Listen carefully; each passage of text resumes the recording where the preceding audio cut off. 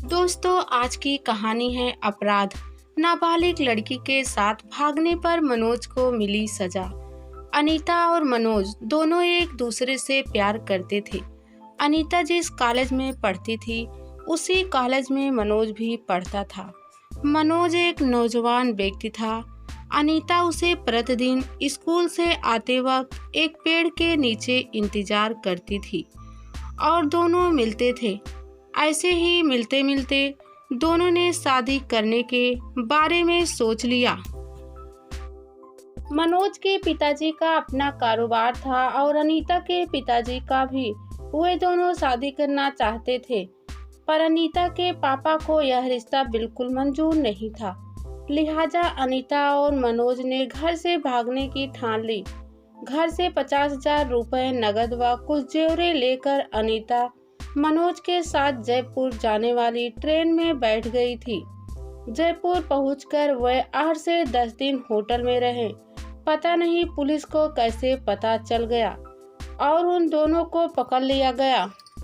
मनोज के पापा को आगरा से बुलाया गया। मनोज को पुलिस ने नहीं छोड़ा। नाबालिग लड़की को भागने के अपराध में जेल भेज दिया गया। अनीता के पापा को अनीता से बहुत नफरत हो गई थी, क्योंकि उसने कहना नहीं माना था। अनीता ने आगे पढ़ाई करने को कहा था, पर पापा ने मना कर दिया था और उसकी शादी करने की ठान ली थी। उसके लिए रिश्ते ढूंढे जाने लगे। साल भर इधर उधर धक्के खाने के बाद पापा को एक रिश्ता मिल ही गया था।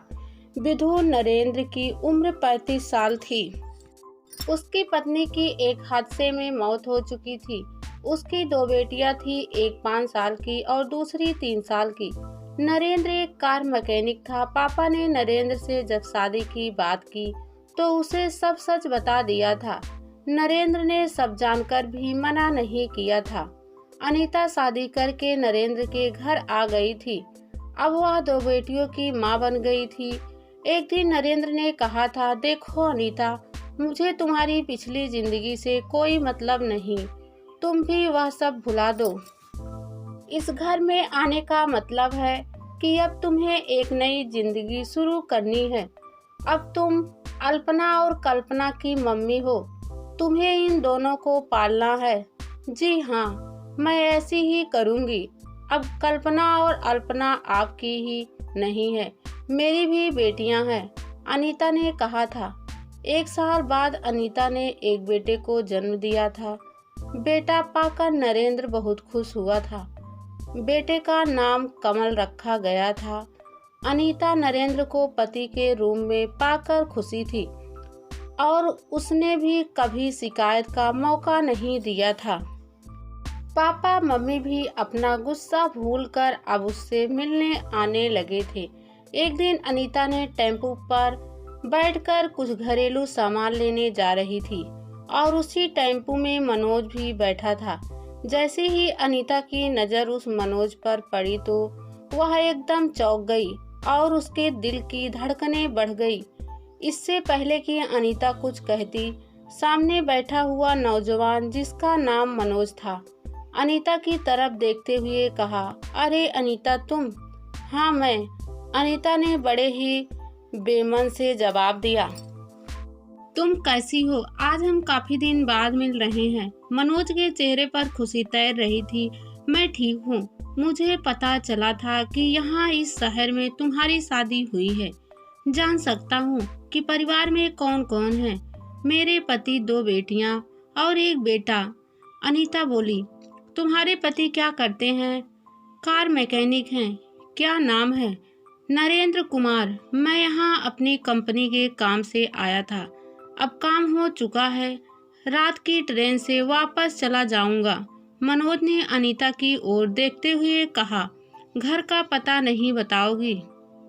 क्या करोगे पता लेकर? अनीता कुछ सोचती हुई बोली, कभी तुमसे मिलने आ जाऊंगा। क्या करोगे मिलकर? देखो मनोज, अब मेरी शादी हो चुकी है और मुझे उम्मीद है कि तुमने भी शादी कर ली होगी। तुम्हारे घर में भी पत्नी व बच्चे होंगे। हाँ, पत्नी और 2 बेटे हैं। तुम मुझे पता बता दो।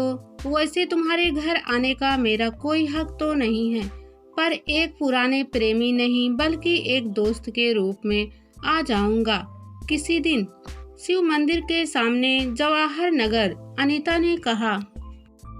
कुछ देर बाद टेम्पू रुकी। अनीता टेम्पू से उतरने लगी। अनीता, अब तो रात को मैं वापस आगरा जा रहा हूँ, फिर किसी दिन आऊँगा। अनीता ने कोई जवाब नहीं दिया। घर पहुंचकर उसने देखा कि उसकी बड़ी बेटी कल्पना, छोटी बेटी अल्पना और बेटा कमल कमरे में बैठे हुए स्कूल का काम कर रहे थे। अनीता ने कल्पना से कहा, बेटी मैं जरा आराम कर रही हूँ, सिर में तेज दर्द है। मम्मी आपको दवा या चाय दूं? अल्पना ने पूछा। नहीं बेटी, कुछ नहीं, अनीता मन में सोच रही थी। उसे मनोज को घर का पता नहीं देना चाहिए था। उसके दिल में एक अनजान सा डर बैठने लगा। वह आंखें बंद किए चुपचाप लेटी रही। अगले दिन सुबह के तकरीबन 11 बजे अनीता रसोई में खाना तैयार कर रही थी। कॉल बज उठी। उसने दरवाजा खोला तो सामने मनोज खड़ा था। तुम?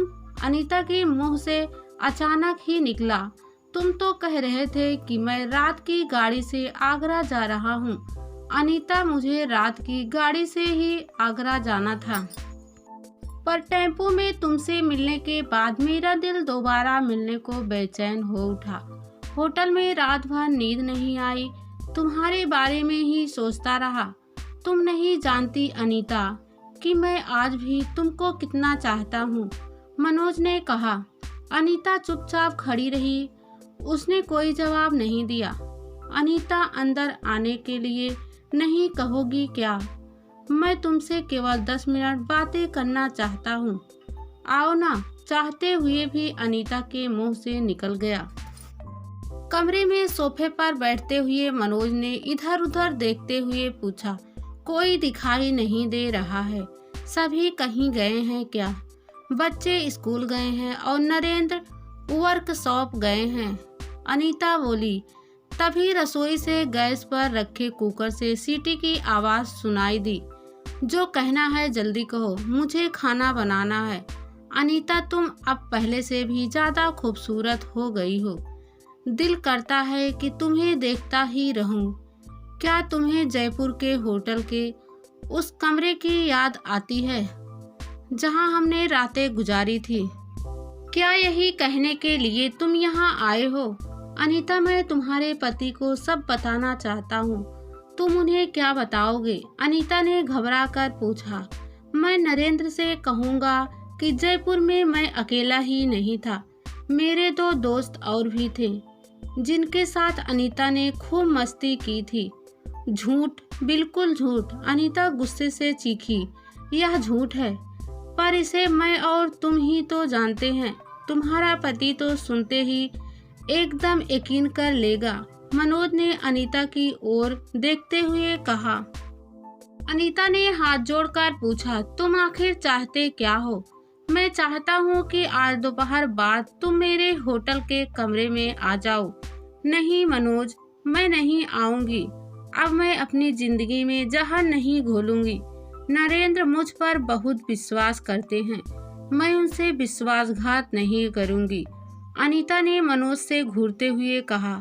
तो ठीक है अनीता, मैं नरेंद्र से मिलने जा रहा हूँ वर्कशॉप पर, मनोज ने कहा। वर्कशॉप जाने की जरूरत नहीं है, मैं यहीं आ गया हूँ, नरेंद्र की आवाज सुनाई पड़ी। यह देख अनीता और मनोज बुरी तरह चौंक उठे। अनीता के चेहरे का रंग एकदम पीला पड़ गया। यहाँ क्यों आया है? नरेंद्र ने मनोज को घूरते हुए पूछा।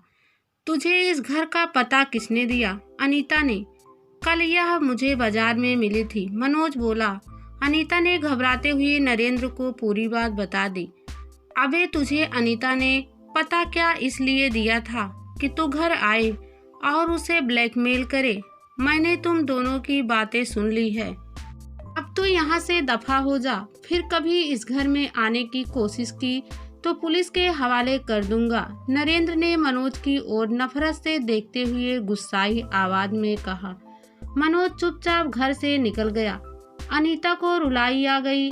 वह सुबकते हुए बोली, मुझे माफ कर दो, मुझसे बहुत बड़ी भूल हो गई। जो मैंने मनोज को घर का पता दे दिया था। हाँ अनीता, यह तुम्हारी जिंदगी की दूसरी भूल है जो तुमने अपने दुश्मन को घर में आने दिया।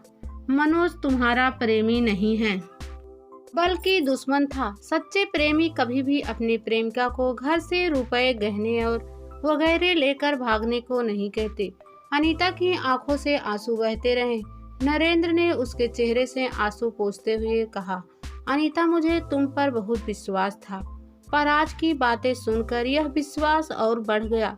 वैसे तो मनोज अब यहाँ नहीं आएगा, और अगर आ भी गया तो मुझे फोन कर देना, उसे पुलिस के हवाले कर दूंगा। नरेंद्र की यह बात सुनकर अनीता के मुंह से केवल इतना ही निकला, आप कितने अच्छे हैं।